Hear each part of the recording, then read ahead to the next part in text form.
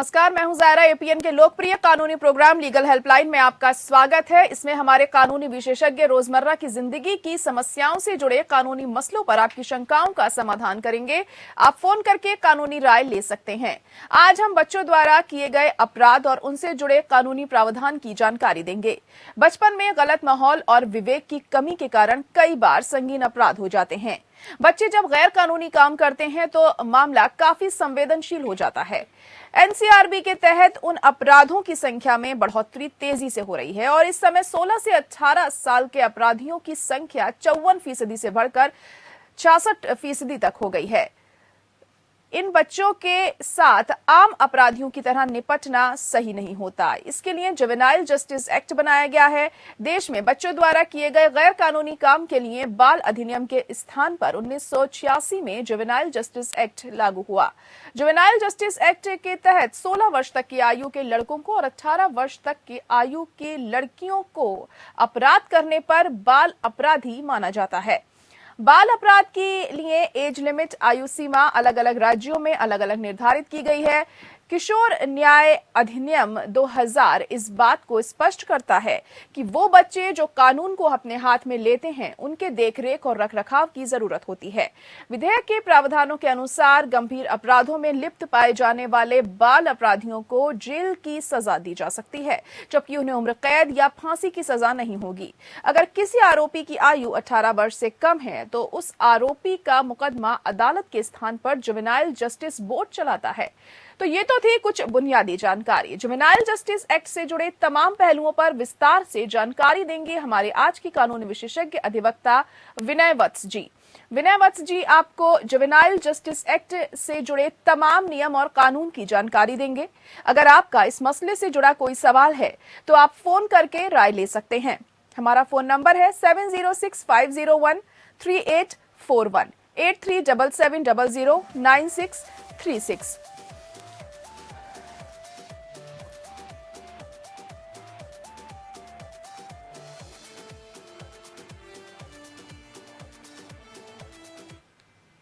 और हमारे अधिवक्ता विनय जी भी हमारे साथ जुड़ चुके हैं। विनय जी, बहुत स्वागत है आपका। और पहला सवाल आपसे ही जानना चाहूंगी कि कानूनी तौर पर जुवेनाइल जस्टिस एक्ट नाबालिग को कैसे परिभाषित किया गया है? जायरा जी, अगर मैं सरल भाषा में बताऊं, जुवेनाइल का सिंपल मीनिंग जो एक्ट में बताया गया है वो है कोई भी चाइल्ड जो 18 साल से कम उम्र का हो।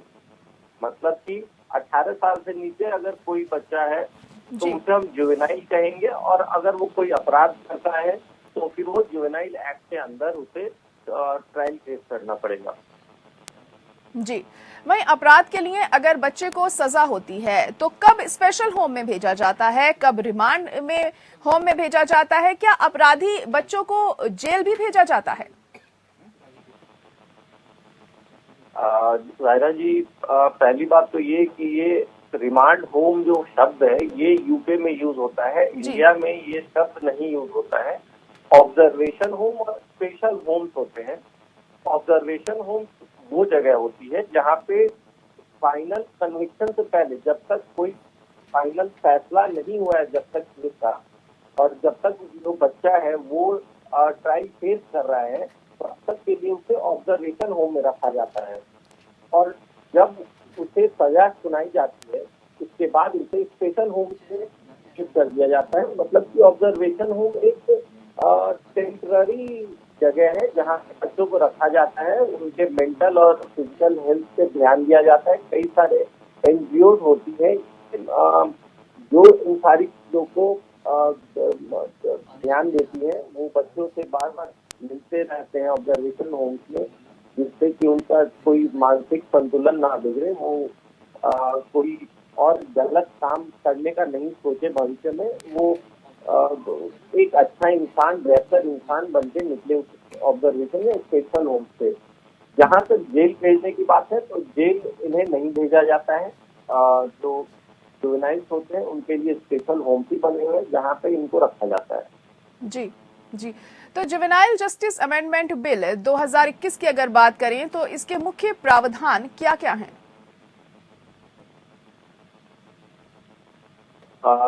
देखिए, एक तो एक्ट था हमारे पास, जुवेनाइल जस्टिस एक्ट 2000 का, जिसे रिपील किया गया 2015 में, और 2015 वाले एक्ट को अब अमेंड किया जा रहा है 2021 में। जी अमेंडमेंट और रिपील में डिफरेंस मैं बताना चाहूंगा। रिपील का मतलब ये हुआ कि जो 2000 वाला जो एक्ट था उसे पूरी तरीके से खत्म कर दिया गया, रिपील कर दिया गया, और उसकी जगह पे 2015 वाला एक्ट आया था।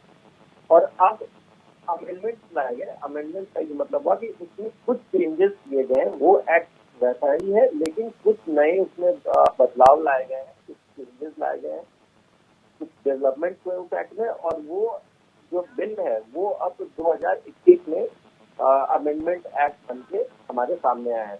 तो जो सबसे मेन इसमें जो अमेंडमेंट हुआ है उसमें दो चीजें थी। पहला तो ये कि जो बच्चे अपनी सजा पूरी कर चुके हैं उनके एडॉप्शन के लिए इसमें प्रावधान है। अडॉप्शन किसे दिया जाए, एडॉप्शन का मतलब कि उसमें पूरी तरीके से शामिल तो नए बायोलॉजिकल पेरेंट्स से हटके वो नए पेरेंट्स को चली जाती है।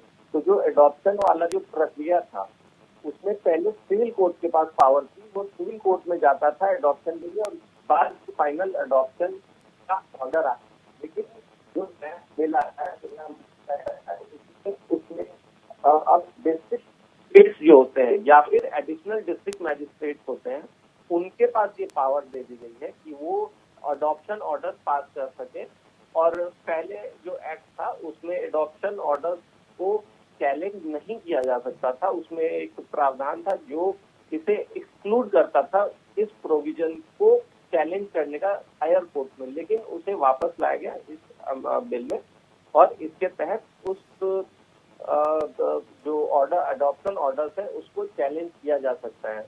इसके अलावा जो दूसरा सबसे महत्वपूर्ण अमेंडमेंट है जी वो ये है कि जो सीरियस ऑफेंसेस थे, जो हीनस ऑफेंसेस थे, उसे डिफरेंशिएट किया गया है।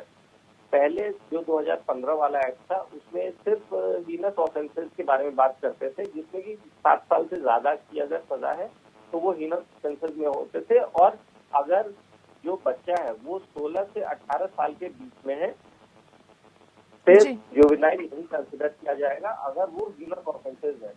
लेकिन उसमें क्या होता था कि जो 7 साल से ज्यादा की सजा वाले अगर कुछ ऑफेंसेस की हम बात करें, जैसे एनडीपीएस केसेस होते हैं या फिर दूसरे स्मगलिंग केसेस होते हैं, उन केसेस में भी 10 साल की सजा होती है कई बार।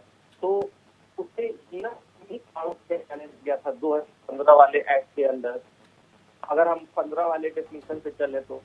लेकिन उसे अब बाइफरकेट किया गया है 2021 वाली एक्ट में, जिसमें 7 साल से ज्यादा और 3 साल से 7 साल तक वाली सजा को डिफरेंशिएट किया गया है हीनस ऑफेंसेस और सीरियस ऑफेंसेस में। जी जी तो विनय जी, इस वक्त एक कॉलर हमारे साथ विराज सिंह जुड़ चुके हैं पुणे से। विराज जी, आप क्या जानना चाहेंगे? ये जानना चाहता हूँ कि उसे कंप्लेन करने का है, मेरा पेमेंट लेने का है। ये मेरा पेमेंट कैसे मिलेगा, क्या करेगा? तो हमारे मुद्दे से जुड़ा तो आपका सवाल नहीं है विनय जी, लेकिन फिर भी अगर आप इन्हें जवाब देना चाहें तो दे सकते हैं। इनका सवाल यह है कि इन्हें पेमेंट लेनी है किसी से, पेमेंट इनकी नहीं मिल पा रही है, कहीं फंसी हुई है, कंपनी ने इनकी सैलरी नहीं दी हुई है, तो किस तरीके से कैसे कानूनी कार्रवाई करेंगे? अगर ये सैलरी से रिलेटेड आप लेबर कोर्ट में जाइए, बेशक वहाँ पे आपकी समस्या का निवारण होगा। कोई भी जो एम्प्लॉयर है वो अपने एम्प्लॉय की सैलरी रोक नहीं सकता है जिस अवधि में उसने काम किया है। और अगर आपको किसी से पैसे लेने हैं तो उस केस में आपको सिविल सूट फाइल करना पड़ेगा। सूट फॉर रिकवरी फाइल होती है, उसके तहत आपको अपना पैसा वापस मिल सकता है। तो बिल्कुल विराज जी, आपको अपने सवाल का जवाब मिल गया होगा। फिलहाल आगे बढ़ते हैं हम। विनय जी, अब आपसे ये जानना चाहेंगे कि जुवेनाइल बिल में किए गए संशोधन के तहत किसी नाबालिग के खिलाफ कोई आपराधिक मामला लंबे समय से चल रहा हो तो इस मामले का निस्तारण 6 महीने के भीतर नहीं हो पा रहा है, तो ऐसी स्थिति में उस मामले को हमेशा के लिए समाप्त करना होगा, इसके बारे में बताइए।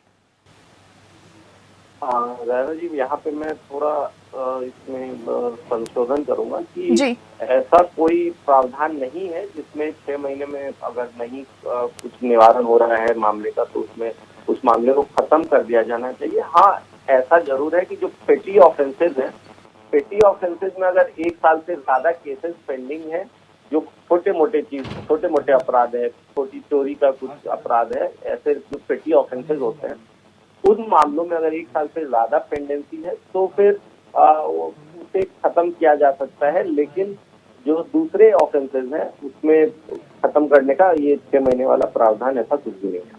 आपसे ये जानना चाहेंगे कि स्पेशल रिपोर्ट क्या होती है, किन हालातों में बनाई जाती है और इसके बनाने के नियम क्या होते हैं? सोशल इन्वेस्टिगेशन रिपोर्ट्स जो होती हैं, ये एक जब कोई ऑफेंस ऐसा होता है, कोई जुवेनाइल अगर ऑफेंस कमिट करता है तो उन केसेस में एक सोशल इन्वेस्टिगेशन रिपोर्ट बनवाया जाता है, जिसमें कि देखा जाता है कि किन सर्कमस्टांसेस में कैसे हालात से सुना जाता है। कोई भी क्राइम अगर कमिट होता है तो उसमें कुछ सर्कमस्टांसेस होते हैं, हालात होते हैं अक्यूज के चारों तरफ, जिसकी वजह से वो ऑफेंस वो करता है। तो इस रिपोर्ट में उन हालातों का पूरा एक ब्यौरा लिया जाता है कि क्या जो बच्चा जिस बच्चे ने जो ऑफेंस किया है उसके वजह से कोई एक्सटर्नल फैक्टर उसमें कुछ इन्वॉल्व था, या फिर जो जिस माहौल में वो रह रहा है उससे प्रभावित होकर। तो ये सारी चीजें बेल के समय पे देखा जाता है। ये सोशल जो रिपोर्ट होता है इसे ध्यान में रखते हैं जज, और इसके बेसिस पे फिर बेल का जो क्वेश्चन होता है वो डिसाइड होता है। जी, क्या बाल अपराध के जो कानून हैं वो हर राज्य में अलग अलग होते हैं? बिल्कुल, अगर स्टेट चाहें तो वो अपने स्टेट अमेंडमेंट कर सकते हैं, क्योंकि आर्टिकल 15(3) इंडियन कॉन्स्टिट्यूशन स्टेट तो अलाउ करता है कि वो वुमेन और चाइल्ड से रिलेटेड वो अपने एक्ट ला सकता है या फिर अपने स्टेट अमेंडमेंट ला सकता है।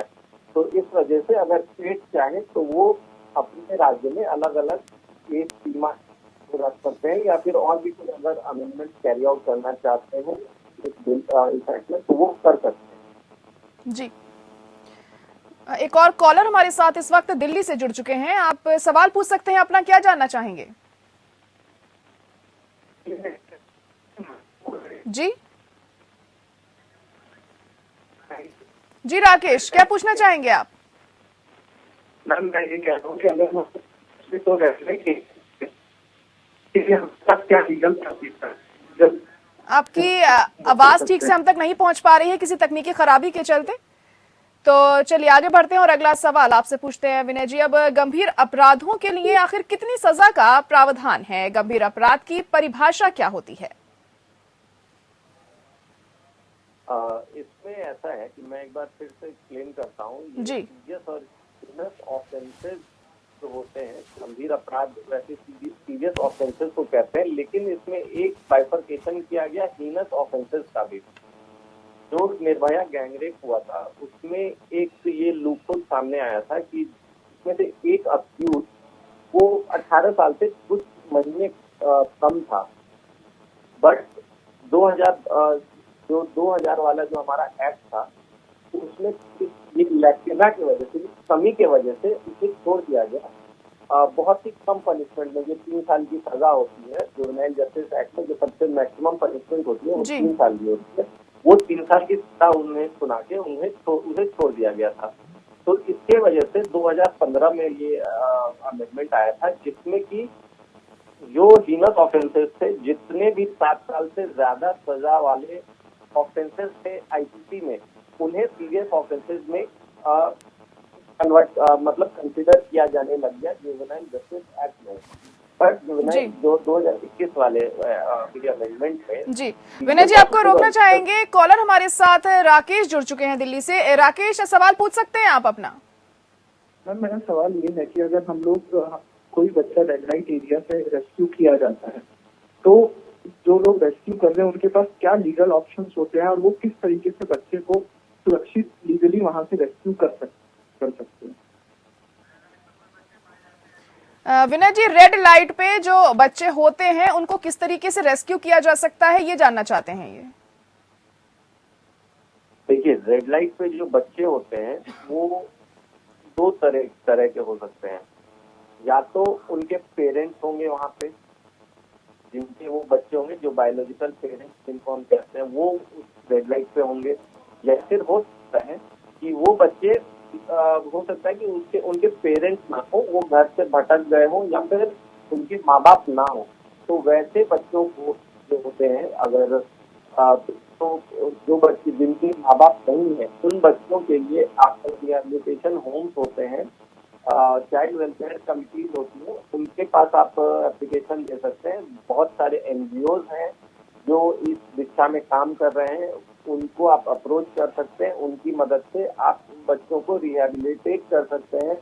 मैं तो सजेस्ट करूंगा कि अगर आप ऐसे किसी बच्चे से आपकी मुलाकात की तो कोशिश करें कि इन बच्चों को करें। हमारी देश की जनसंख्या इतनी है कि अगर बहुत 2% लोग ही ऐसे बच्चों को अडॉप्ट करने लग गए तो डेफिनेटली काफी अच्छा भविष्य हो सकता है इन बच्चों। जी जी, उम्मीद है राकेश जी आपको जवाब मिल गया होगा। तो एक और दर्शक इस वक्त हमारे साथ जुड़ चुके हैं, यश सवाल पूछ सकते हैं आप अपना। मेरा ये सवाल है कि मेरे फादर फ्रूट का काम करते हैं, जैसे जी, उनके सब्जी मंडी के अंदर उनका ओल्ड बैलेंस है 10-15 सालों से। 2-3 आड़तियों के पास, किसी के पास 4 लाख है, किसी के पास 2 लाख है, किसी के पास 1.5 लाख रुपए है। जी, तो किस मैम, तरीके से निकलवाया जाए, आप ये जानना चाह रहे हैं कि उनके पैसे देने के लिए हमारे पास पैसे हैं नहीं। जी जी, अगर हम वहां से अब वो सिटी छोड़ते हैं परिवार के साथ, जी जी तो वो जी, सब्जी तो मंडी के विनय जी ये जानना चाह रहे हैं वो कि तमाम लोगों के पास इनके पैसे हैं, किसी के पास 1 लाख है, किसी के पास 4 लाख है, मगर वो लोग इनके पैसे दे नहीं रहे हैं, तो ये क्या कर सकते हैं, क्या कुछ कानूनी प्रावधान है इसके पीछे? देखिए, इसमें तो जो सबसे भरपूर इनके पास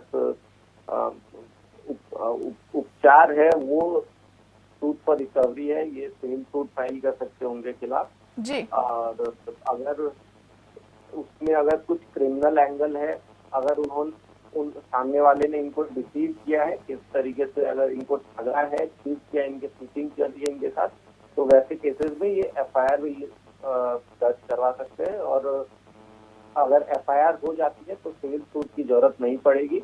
लेकिन अगर FIR लिखने से अगर पुलिस मना कर देती है, क्योंकि कई बार ऐसा होता है कि इन केसेस में क्रिमिनल एंगल नहीं होता है, ये पैसों का लेन देन होता है सिंपल, इस वजह से उसमें क्रिमिनलिटी नहीं होती है। तो इन केसेस में आपको सिविल सूट ही डालना पड़ता है। लेकिन आप चाहें तो एक बार कोशिश जरूर कर सकते हैं इसमें एक FIR करने का, चीटिंग और फॉर्जरी से रिलेटेड, तो उसमें आपका पैसा वापस आपको मिलने में काफी आसानी होगी। चलिए फिलहाल आगे बढ़ते हैं। बहुत शुक्रिया यश कॉल करने के लिए। विनय जी, अब आपसे ये जानना चाहेंगे कि इस कानून में अपराधी बच्चों के पुनर्वास की क्या कुछ व्यवस्था की गई है? जाहिरा जी, जो ये पूरा एक्ट है जी, इसका हमेशा से एक मेन मकसद ये था कि जो बच्चे, उन्हें सजा दिलवाना नहीं था, इसका मेन मकसद हमेशा से इनका पुनर्वास करवाना था। किस तरीके से ये सोसाइटी में घुल मिल के रहे, एक बार इनकी सजा पूरी हो जाए। अगर छोटे ऑफेंसेस है तो उसमें कई बार छोड़ देते हैं बच्चों को,